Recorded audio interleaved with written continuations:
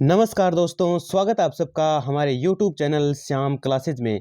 तो मित्रों, आज की वीडियो में हम बात करने वाले हैं कि राजस्थान दिवस है आज। आप सबको जैसा कि पता है, मुख्यमंत्री जी की बहुत बड़ी-बड़ी सौगातें देखने को मिल रही है, जिसमें बिजली बिल में और ज़्यादा इजाफा देखने को मिला है। और सर्व शिक्षा अभियान में 98,000 पद है, जिसमें सिर्फ और सिर्फ 8th पास के लिए है भाई, 8th पास के लिए, जिसमें 98,000 पद बताए जा रहे हैं। और साथ ही राजस्थान में मौसम विभाग अलर्ट बताया जा रहा है कि कौन-कौन से जिलों में अब ओलाबारी हो सकती है आने वाले अगले 1 या 2 दिन में। तो वो मैं सारा बताने वाला हूं। अप्रैल में राशन में फ्री चीजें भी मिलने वाली है, एक नई सौगात के साथ। मुख्यमंत्री जी के जो बयान सामने आए हैं वो मैं आपको बता देता हूं। तो चलिए, चैनल पर नए विजिट कर रहे हो तो चैनल को कर लीजिएगा सब्सक्राइब।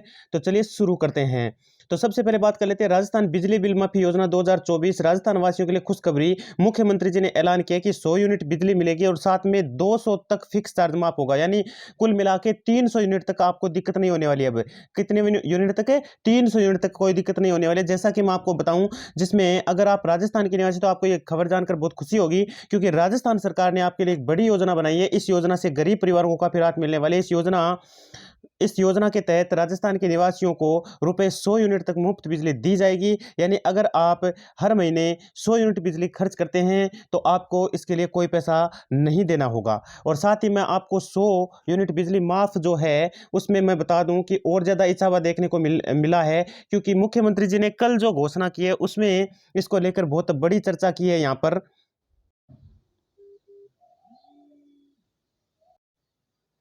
जिसमें आप इस आर्टिकल को पढ़ सकते हैं पूरा का पूरा। भाई इन्होंने क्या किया है, खुद मुख्यमंत्री जी ने अपने ट्विटर अकाउंट पे, यानी एक्स अकाउंट पर योजना के बारे में लिखा और बताया कि राजस्थान सरकार की तरफ से 200 यूनिट तक फिक्स्ड चार्ज माफ किए जाएंगे। और साथ में कुल मिला के ये 300 हो जाता है। कितना हो जाता है? 300 हो जाता है। और हमारे तो परसों परसों ही एक बिल आया था जिसमें 00 लिखा गया है भाई, आराम से। ठीक है। तो राजस्थान बिजली बिल माफी योजना में राजस्थान सरकार, मुख्यमंत्री ट्विटर अकाउंट पर ट्वीट किया और बताया कि 100 यूनिट फ्री होने के साथ साथ 200 यूनिट आपको फिक्स चार्ज भी माफ किया जाएगा। ऐसा पूरा का पूरा लिख के बताया, जिसमें चार्ज, ईंधन, अधिभार, अन्य सभी शुल्कों को माफ कर रही है। और साथ में देखो, चार्ज, ईंधन, अधिभार, अन्य सभी शुल्क जितने भी लगते हैं वो सारे के सारे बिजली में माफ कर दिए गए हैं भैया अब आगे से। ठीक है ना।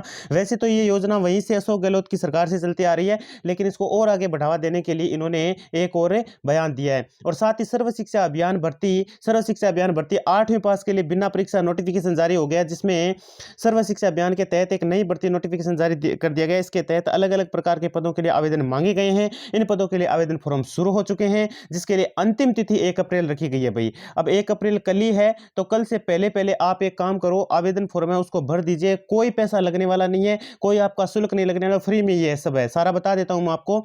ऑफलाइन मोड में मांगे गए हैं आवेदन, ऑनलाइन और ऑफलाइन दोनों ही हैं। इस भर्ती के लिए योग्यता 8वीं पास रखी गई है। ये भर्ती प्रत्येक राज्य और जिले वाइज अलग अलग निकाली जाएगी। और सभी पदों की बात करें तो लगभग इसमें कितने पद हैं? टोटल 98,000 पदों की ये भर्ती है भैया। कितने पदों की है? 98,000 पदों की भर्ती है भाई। और साथ ही मैं आवेदन शुल्क की बात करूं तो 0 लगने वाला है, कोई रुपया नहीं लगने वाला है। और आयु सीमा की बात करें तो आयु सीमा इसमें भर्ती के लिए अधिकतम आयु सीमा 45 वर्ष रखी गई है, यानी 18 से लेकर के कितनी रखी गई है? 45 वर्ष इसकी आयु सीमा रखी गई है भाई। और साथ ही मैं आवेदन की प्रक्रिया बता दूं तो प्रक्रिया में इस भर्ती में ऑफलाइन बोर्ड में आवेदन करना होगा। आवेदन करने के लिए डायरेक्ट लिंक नीचे दिया गया है, जहां से नोटिफिकेशन डाउनलोड कर सकते हो आप। और आपको आवेदन फॉर्म सही सही भरना है और अपनी डॉक्यूमेंट है वो अटैच कर देनी है साथ में, और फिर आपको जमा करवाना है। और साथ ही देखो इसमें, देखो इसने क्या बताया है, इसने बताया है कि जिनके स्वयं का पता लिखा हो और उसमें 40-40 रुपए के डाक टिकट हो, इस आवेदन फॉर्म के अंदर डाल देना है। ठीक है। यानी लिफाफा बनाना है, एक आपको आवेदन फॉर्म का लिफाफा बनाना है और फिर आपको ये जमा करवाना है। ठीक है। इसके पश्चात नोटिफिकेशन में दिए गए एड्रेस आपको 1 अप्रैल 2024 को शाम 5 बजे तक अपना आवेदन फॉर्म पहुंचाना है। यानी शाम 5 बजे तक का टाइम है, तब तक पहुंचाएं आप। ध्यान रहे, आपका आवेदन फॉर्म अंतिम तिथि का दिन या उससे पहले पहुंच जाना चाहिए। इसके बाद में आवेदन फॉर्म स्वीकार नहीं किया जाने वाला है। तो अप्रैल राशन कार्ड की बात कर लें तो राशन कार्ड में मोदी जी ने भी एक नई घोषणा कर दी है पूरे, क्या राजस्थान क्या और अन्य मतलब राज्यों की बात करें हम, जो व्यक्ति गरीबी रेखा या उससे नीचे जीवन स्तर पर 2024 में सरकार की विभिन्न सुविधाओं का लाभ प्राप्त करने के लिए राशन कार्ड बनाने तो आवेदन किया है, उन सभी व्यक्तियों के लिए राशन कार्ड उपलब्ध कराने तो प्रक्रिया चल रही है। और जिन आवेदक व्यक्तियों के नाम मार्च में जारी की गई राशन कार्ड की बेनिफिशियरी लिस्ट में दर्ज नहीं करवाए गए, उन सभी के लिए अगले यानी अप्रैल माह में राशन कार्ड प्रदान किए जाने वाले हैं। और साथ ही मैं आपको बता दूं कि केंद्र सरकार द्वारा सभी पात्र आवेदकों के लिए अप्रैल माह में प्रारंभिक सप्ताह में बेनिफिशियरी लिस्ट जारी की जाएगी, जिससे राशन कार्ड के लाभार्थी व्यक्तियों का नाम दर्ज कर जाएंगे। आपको बता दें कि सरकार के द्वारा हर माह राशन कार्ड की लिस्ट जारी करवाई जाती है ताकि जिन परिवारों के लिए राशन कार्ड की आवश्यकता है वे सभी आवेदन कर सकें एवं जारी की गई मासिक लिस्ट के माध्यम से कार्ड को लाभार्थी हो सके। और साथ ही अब फरवरी में जिनका नहीं हुआ है ना आवेदन, वो कर सकते हैं आराम से, कोई दिक्कत नहीं है, ठीक है। और हर माह इसकी लिस्ट जारी की जाती है भाई। अप्रैल राशन कार्ड लिस्ट में जिन व्यक्तियों का नाम दर्ज कराया जाएगा अपने नजदीकी खाद्य विभाग में जाकर अपना राशन कार्ड प्राप्त कर सकते हैं। अगर आप भी राशन कार्ड के आवेदक हैं तब राशन कार्ड उपलब्ध नहीं हुआ है तो आपके लिए अप्रैल माह की राशन कार्ड लिस्ट का इंतजार करना होगा। और साथ ही एक नई खबर में ये बता दूं कि आपको 5 चीजें जो फ्री मिलती थी, 5 चीजें जो फ्री मिलती थी उसके साथ अब 2 चीजें और फ्री मिलने वाली है, ठीक है। 2 चीजें और फ्री कर दी गई है। वो क्या फ्री कर दी गई है वो भी बता दूंगा मैं बाद में। कमजोर वर्ग के परिवारों के लिए राशन कार्ड की सुविधा उपलब्ध करवाई जाती है, जिसके तहत अप्रैल राशन कार्ड के जरिए केवल ऐसे ही परिवारों के व्यक्तियों के नाम बेनिफिशियरी लिस्ट में जारी करवाए जाएंगे तथा उनके लिए राशन कार्ड प्रदान किए जाएंगे। राशन कार्ड प्राप्त करने के लिए पात्रता मापदंड ये होने चाहिए भाई कि राशन कार्ड के तहत आपको बता दूं कि केवल भारतीय परिवारों में व्यक्तियों के राशन कार्ड बनवाए जाते हैं। उम्मीदवार व्यक्ति का गरीबी रेखा की श्रेणी या उससे नीचे आवश्यकता उसे व्यक्तियों के लिए राशन कार्ड बेनिफिशियरी लिस्ट में जगह दी जाएगी। राशन कार्ड योजना के तहत केवल उन्हीं परिवारों को जोड़ा जाता है जिनके पास सरकारी नौकरी ना हो और उनके नाम 2 हेक्टेयर से कम भूमि हो। राशन कार्ड बनवाने के लिए उम्मीदवार व्यक्ति की आयु 18 वर्ष से अधिक होनी आवश्यक है तथा उम्मीदवार व्यक्ति की परिवार ID भी अलग होनी चाहिए। अब हम बात कर लेते हैं वेदर अपडेट की। तो वेदर अपडेट को लेकर बहुत ही कई जगह कई ऐसे जिले हैं जहां बहुत बड़ा नुकसान हुआ है।